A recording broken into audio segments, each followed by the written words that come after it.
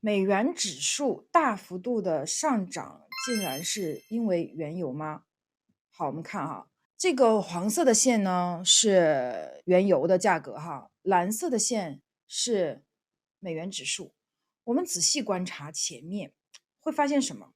看啊，这里上去它下来是吧？这里下来它上去，好像是反着走的。那么现在它却怎么样？原油在上涨，它也在上涨。诶，这个其中到底发生了什么事情？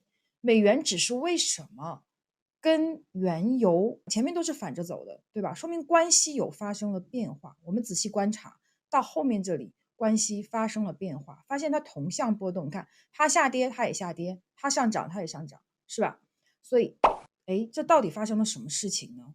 我们看哈，为什么以前美元指数跟原油是反着走的，现在却是同样的，就是当你原油的价格往上走，你美元的价格也往上走，这是什么呢？这个是美国的原油和石油产品的进口量，就是进口减去出口的进口量。比如说你进口了3个，那出口了3个，那就是平的，对吧？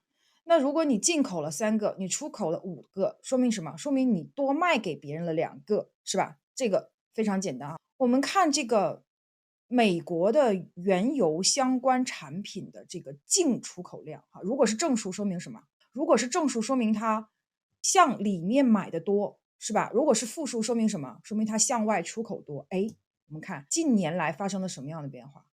变成负数，什么意思？说明美国的原油产品开始向外供应了。那别人需要买你的原油，就要怎么样？就要换美元。所以呢，当你原油价格向上涨的时候，说明你对原油的需求高的时候，同时也把美元带起来了，也对美元的需求高。所以我们可以发现哈，这步棋美国走的很有意思。在原油跟黄金相比之下，我们认为说原油会更好。那么我们从套利 K 线当中可以看出来，原油会走得更好。那么在原油相对于其他大类资产更有前景的情况下，如果美国高度的依赖别人的原油，你们想象一下会怎么样？可不可以？所以说我们可以看到，从2020年、2021年开始，基本上美国就在进出口，就是这个将来会更好的大类的一个大类资产，它开始卖给别人，开始出口。聪明吧？我认为原油价格、原油的这个东西是美元指数的一个重要的推手。原油价格上涨就会利好美元，全球对原油的需求更高，就会利好美元。